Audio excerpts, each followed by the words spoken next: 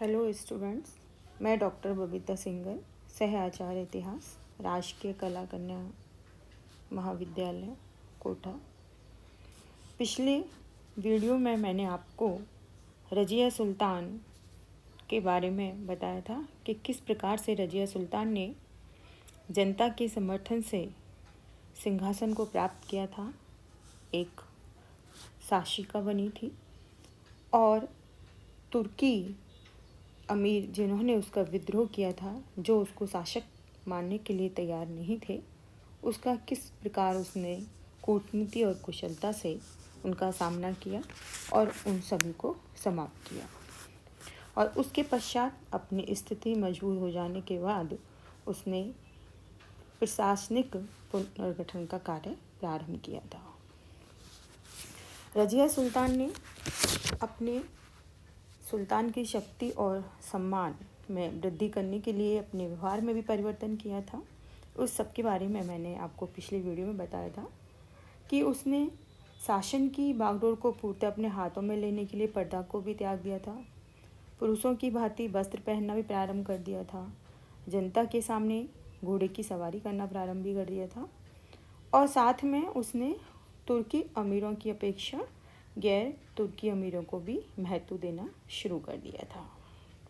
ठीक है, तो इस प्रकार के जो कार्य उसके द्वारा किए गए थे, उन सब के बारे में मैंने आपको विस्तृत रूप से पिछले वीडियो में बताया था। आज मैं आप लोगों को यह बताऊंगी कि रज़िया के द्वारा जो ये कार्य किए गए थे प्रारंभिक 3 वर्षों के अंतर्गत, उन सब के कारण जो तुर्की अमीर थे वो उसके विरुद्ध लगातार षड्यंत्र करने लगे। वो नहीं चाहते थे कि वह रज़िया को सुल्तान के रूप में स्वीकार करें और वह उसको पद से हटाना चाहते थे।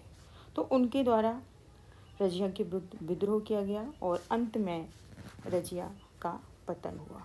तो क्यों उसका पतन हुआ, पतन के क्या कारण थे? रज़िया एक कुशल शासिका थी, दूरदर्शी थी, सारे गुण उसमें विद्यमान थे, लेकिन उसके बाद भी उसका शासनकाल बहुत अल्प रहा। तो आखिर उसकी असफलता के क्या कारण थे और रज़िया के विरुद्ध विद्रोह क्यों हुआ और किन किन के द्वारा विद्रोह किया गया, इस सब के बारे में मैं आपको विस्तृत रूप से बताऊंगी। उस समय के जो तत्कालीन इतिहासकार हैं मिन्हाज सुराज, उसके शब्दों में मिन्हाज सुराज हैं, वो यह कहते हैं कि रज़िया द्वारा स्वयं एवं आग्रहपूर्वक प्रशासन के कामकाज को देखने तथा राजकीय पदों पर गैर तुर्कों को नियुक्त करने से तुर्क अमीरों के मन में उसके प्रति विरोध की भावना उत्पन्न हो गई और उसे उखाड़ फेंकने की योजना बनाने लगे, क्योंकि उसको जो रज़िया थी वह शासन को अपने हाथों में केंद्रित करना चाहती थी। रज़िया का मुख्य उद्देश्य क्या था? हाथों में शासन को केंद्रित करना।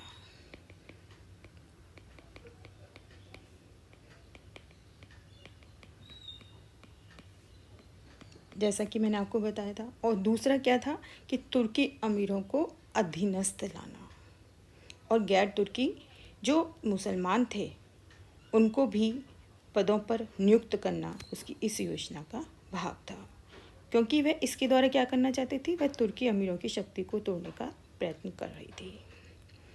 तो इससे क्या हुआ कि तुर्की जो गुलाम अमीर थे उसको सहन नहीं कर सके और उन्होंने रज़िया को सुल्तान से पद से हटाकर अपनी शक्ति को बनाए रखने का प्रयत्न किया।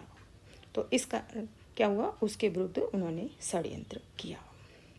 और इस षड्यंत्र में जो यह षड्यंत्र किया गया था, इस षड्यंत्र में कौन शामिल थे? सबसे प्रमुख रूप से जो 40 गुट के सदस्य थे, 40 गुट के जो सरदार थे। 40 गुट किसके द्वारा बनाया गया था? इल्तुतमिश के द्वारा बनाया गया था। उसके इसमें सदस्य थे, वो इसमें सम्मिलित थे। इसमें मुख्य रूप से अमीर ए हाजिब, इख्तियारुद्दीन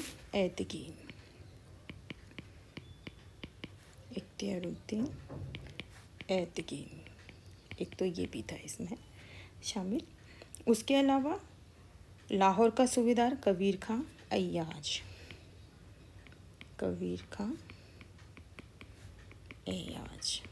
ठीक है, और अल्तुनिया, ठीक है, अल्तुनिया।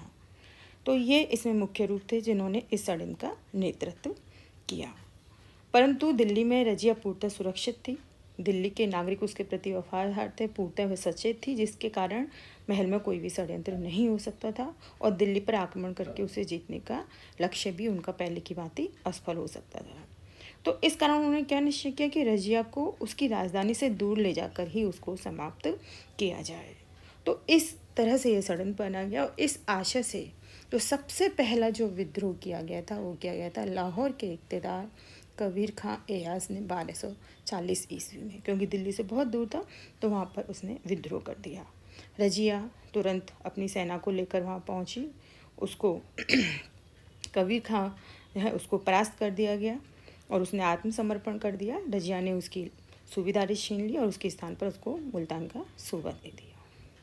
अभी रजिया वापस लौटी ही थी कि इतने में पीछे से किसने, उसके पश्चात किसने विद्रोह कर दिया?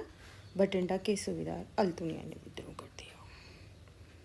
परंतु और जो उसको जैसे ही इसका समाचार मिला और इसमें जो दिल्ली के अमीर थे, जिसमें ऐतकीन जो कि अमीर हाजिब पद पर नियुक्त था, वो भी इसमें कार्य कर रहा था। तो जब इसने यह विद्रोह किया तो रजिया याकूत के साथ, जो उसका विश्वास पात्र व्यक्ति था, याकूत के साथ सेना लेकर चल दी, सेना लेकर भटिंडा की ओर चली।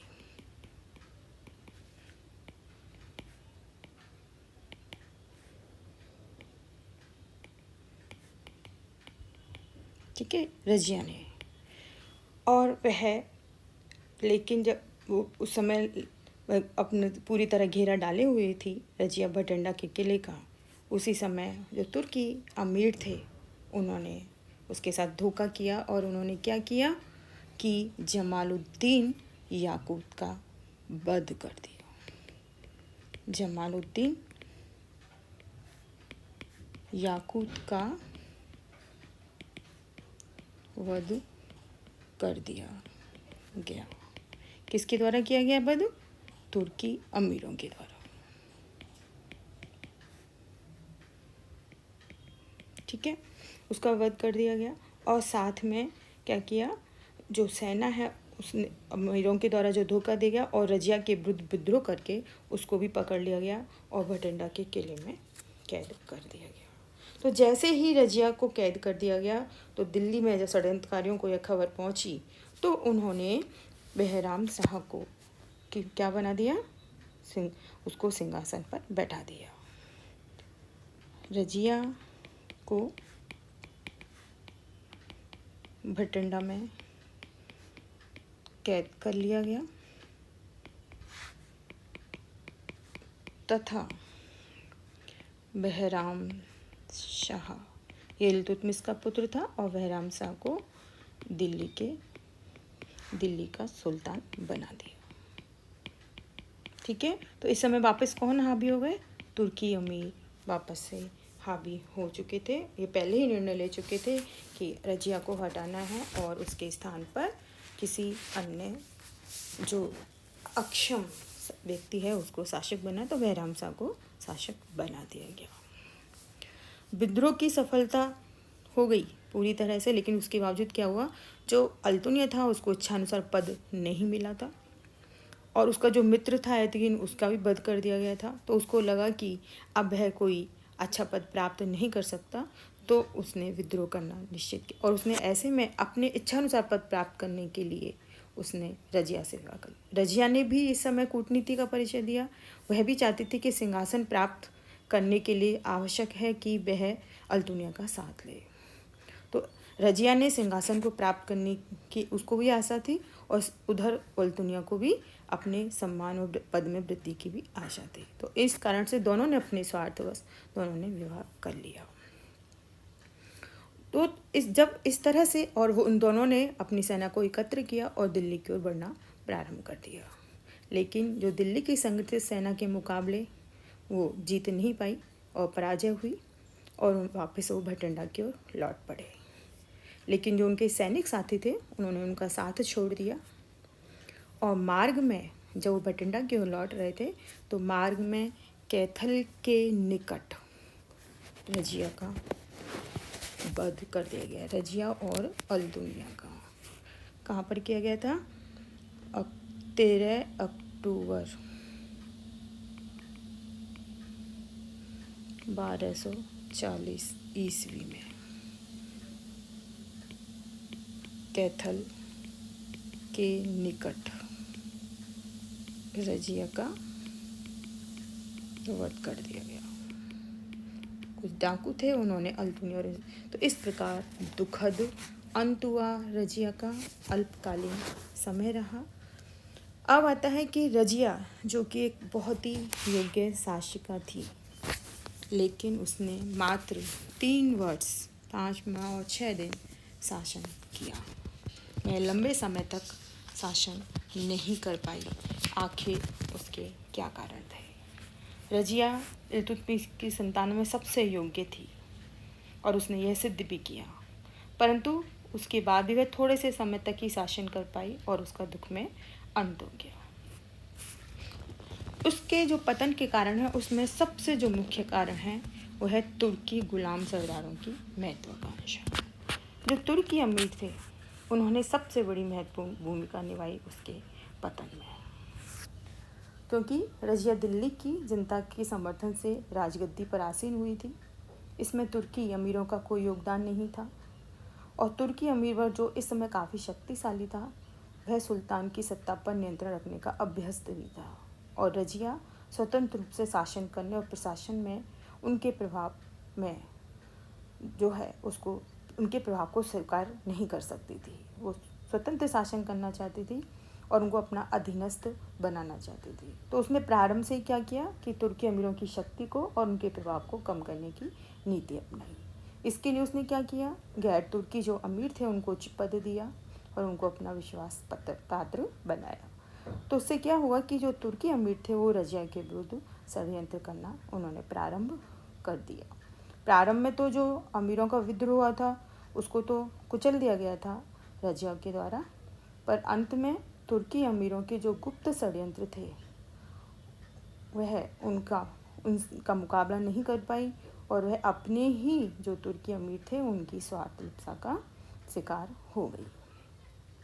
रजिया ऐसी पहली महिला थी जिसने तुर्की अमीर वर्ग की शक्ति को तोड़ने का प्रयास किया था और उसने गैर तुर्क जो सरदार थे उनको प्रोत्साहन देने की नीति को अपनाया था। ये सबसे बड़ा कारण है गुलाम जो उसकी असफलता है या जो उसका पतन है, उसका मुख्य कारण क्या माना जाता है? गुलाम जो अमीर थे, तुर्की अमीर थे, उनकी महत्वाकांक्षाएं। क्योंकि जो ये तुर्की अमीर थे इल्तुतमिश के समय में बड़े बड़े पद प्राप्त कर रखे थे और इल्तुतमिश भी इनको अपनी शक्ति का आधार मानता था, लेकिन इल्तुतमिश के पश्चात एक शक्तिशाली उत्तराधिकारी की अनुपस्थिति ने उन्हें यह अवसर प्रदान कर दिया था कि वो अपने आप को क्या मानने लगे थे? सुल्तान का भाग्य विधाता मानने लगे थे। तो जब रजिया सुल्तान ने सुल्तान के पद की शक्ति और प्रतिष्ठा को स्थापित करने का प्रयास किया, उनकी शक्ति को दुर्बल करने का प्रयास किया, तो उन्होंने क्या किया? रजिया के विरुद्ध संगठित हो गए और उन्होंने विद्रोह करना प्रारंभ कर दिया और उन्होंने रजिया को समाप्त करने का पूरा प्रयास किया और अंत में वो उसमें सफल भी हुए और उन्होंने रजिया के स्थान पर अपनी इच्छानुसार बहराम को सिंहासन पर बैठाने में सफलता पाई और यही रजिया के पतन का मुख्य कारण माना जाता है। इस प्रकार रजिया का जो अंत है वो तुर्की अमीरों की एक सफलता थी। इसके बाद से जो चालीसा दल के सदस्य थे वो सुल्तान को चुनने, उसको पद से हटाने के सारे अधिकार अपने हाथ में उन्होंने ले लिए। यद्यपि उन्होंने सुल्तान के पद पर अपना अधिकार नहीं किया, ठीक है, वो कभी सुल्तान नहीं बने, लेकिन सुल्तान को हटाना और बिठाना वो अपना अधिकार मानने लगे और उसकी निरंकुशता को उन्होंने कम किया और सुल्तान की शक्ति के मार्ग में वो हमेशा बाधक बने रहे। तो ये सबसे प्रमुख कारण माना जाता है रजिया की असफलता का या उसके पतन का। लेकिन इसके अलावा उस समय के जो तत्कालीन इतिहासकार हैं मिन्हाज सुराज, वो ये मानते हैं कि रजिया के पतन का मुख्य कारण क्या है? स्त्री होना। वो ये कहते हैं कि वह दिल्ली की सुल्तान बनने वाली एकमात्र स्त्री थी। उसके अलावा उनके अनुसार उसमें वो सभी प्रशंसनीय गुण थे जो एक सुल्तान में होने चाहिए। वो कहते हैं कि वह योग्य थी, शिक्षित थी, दयालु थी, कर्तव्यपरायण, साहसी, सैनिक, कुशल सैनिक, योग्य सेनापति, कूटनीतिज्ञ, सारे गुण उसमें विद्यमान थे जो एक शासक में होने चाहिए। परंतु अंत में लिखते हैं कि ये सभी श्रेष्ठ गुण उसके किस काम के थे? निसंदेह मिन्हाज सुराज का यह जो कथन है यह संकेत करता है कि रजिया का एकमात्र दुर्बलता उनकी क्या थी? उसका स्त्री होना था। कुछ इतिहासकारों ने भी रजिया की असफलता का मुख्य कारण रजिया का स्त्री होना बताया है, परंतु आधुनिक इतिहासकार इस धारणा से सहमत नहीं है। ये मानते हैं कि रजिया स्त्री थी, परंतु उसके विरोधियों द्वारा उसको नष्ट करने का यह एक बहाना मात्र था, क्योंकि रजिया ने कभी भी स्त्री होने की किसी भी दुर्बलता का परिचय नहीं दिया। उसमें सभी गुण विद्यमान थे। वह योग्य, शिक्षित, दयालु, कर्तव्यपरायण, साहसी, कुशल सैनिक, योग्य सेनापति, कूटनीतिज्ञ सब थी। वह राज्य के स्थायी हितों से अवगत थी और उसकी पूर्ति के लिए निरंतर उसने प्रयत्न किए। सुल्तान की प्रतिष्ठा और शक्ति में उसकी आस्था थी और उसे स्थापित करने का उसने लगातार प्रयास किया। स्वयं इल्तुतमिश को भी अपनी पुत्री की योग्यता में विश्वास था और वह पुत्री भी अपने पिता के विश्वास के अनुरूप सिद्ध हुई थी। तो फिर कैसे माना जा सकता है कि स्त्री होना उसके पतन का कारण था? उसके अलावा रजिया स्त्री थी और उसने अपने भाई के विरुद्ध दिल्ली के सिंहासन को प्राप्त किया था, परंतु उसके पिता ने उसे अपना उत्तराधिकारी बनाया था। उसका भाई अयोग्य सिद्ध हुआ और उसके शासक भाई की मां शाह तुर्कान उसका कभी भी वध कर सकती थी। इस कारण रजिया का अपने भाई के विरुद्ध सिंहासन को प्राप्त करने का प्रयत्न उसकी सुरक्षा और उसके उचित अधिकार की पूर्ति के अनुकूल था। जहाँ तक स्त्री होकर शासक बनने का प्रयत्न है, यह भारत में इस्लाम के समर्थकों के लिए एक नवीन बात अवश्य हो सकती है, परंतु इस्लाम के इतिहास के लिए नहीं, क्योंकि मिस्र, ईरान, ख्वारिज्म के साम्राज्य में स्त्रियों ने शासन सत्ता का उपभोग किया था और कर भी रही थी। और जहाँ तक हम रजिया के व्यक्तिगत गुणों की भी बात करें तो सभी इतिहासकारों ने उसके गुणों की प्रशंसा की है। तो ये एक मुख्य कारण नहीं माना जा सकता कि स्त्री होना उसके पतन का कारण था। एक सपोर्टिंग एक अन्य कारण हो सकता है, क्योंकि उसने पर्दा का जो उसका व्यवहार में परिवर्तन आया था वो पुरुषों के अनुसार आ गया था। उसके अनुसार पुरुषोचित उसने व्यवहार करना शुरू कर दिया था। उस कारण से जो संकुचित विचार जो धर्म को मानने वाले थे या जो तुर्की मुसलमान थे वो इस परिवर्तन को स्वीकार नहीं कर पा रहे थे। इस कारण से उनमें आक्रोश होना स्वाभाविक था, लेकिन यही उसका मुख्य कारण नहीं था। जो मुख्य कारण था वो था गुलाम सरदारों की महत्वाकांक्षा।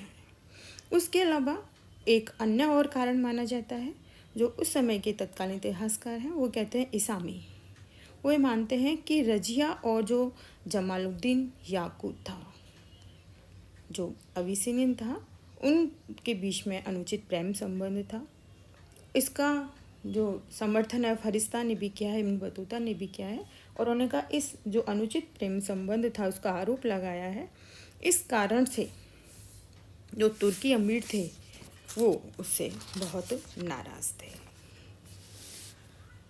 तो इस प्रकार का, लेकिन मिन्हाज सुराज ने उन दोनों के संबंधों को निष्कलंक बताया है। कौशल और कूटनीतिक दृष्टि से भी वह श्रेष्ठ थी।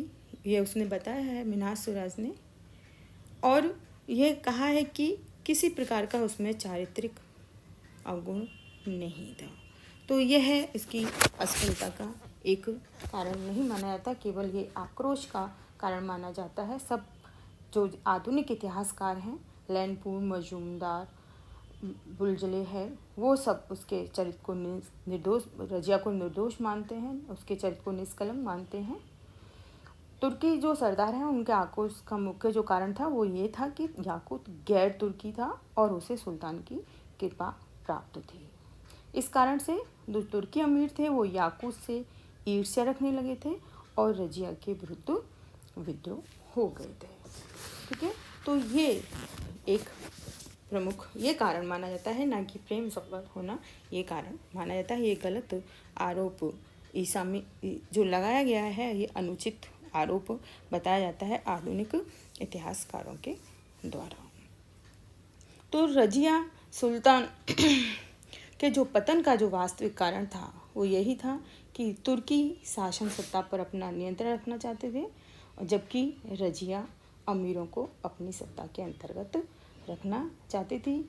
इस कारण से वो सब रजिया के विरुद्ध संगठित हो गए और उन्होंने संगठित होकर के रजिया के विरुद्ध विद्रोह किया और अंत में उस षड्यंत्र में वह सफल रहे और रजिया का दुखद अंत हुआ।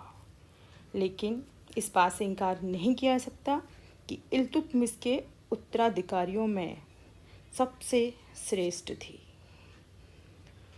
इल्तुतमिश वंश के जो सभी सदस्य थे, व्यक्तिगत और चारित्रिक दृष्टि से रजिया सुल्तान उन सभी से कहीं अधिक श्रेष्ठ थी और सभी लोग उससे कहीं अधिक दुर्बल थे। रजिया एक योग्य और दूरदर्शी शासिका थी।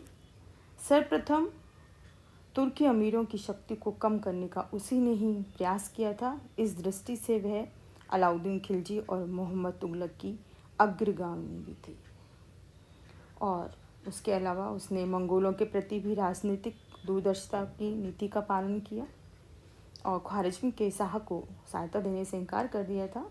इस प्रकार वह एक स्त्री होते हुए भी पुरुषोचित गुणों से परिपूर्ण थी। उसने पुरुषों के समान ही राजकार्य चलाया और अपनी सेना का नेतृत्व किया। शासन पर उसने अपनी पकड़ मजबूत बनाई। उस बनाने के लिए उसने पुनर्गठन की नीति अपनाई। विश्वास पात्र लोगों को उसने उच्च पदों पर नियुक्त किया। रजिया सुल्तान ने अपने सिक्कों पर उम्दात उल निस्वा का निरुद्ध धारण किया। तो यह एक पहला दिल्ली सल्तनत में पहला प्रयोग था जब जनता के द्वारा किसी दिल्ली सल्तनत की शासिका को नियुक्त किया गया था। तो इस प्रकार दिल्ली सल्तनत के अंतर्गत इल्तुतमिश के उत्तराधिकारियों में रजिया सुल्तान एक सर्वश्रेष्ठ शासिका के रूप में जानी जाती है। धन्यवाद।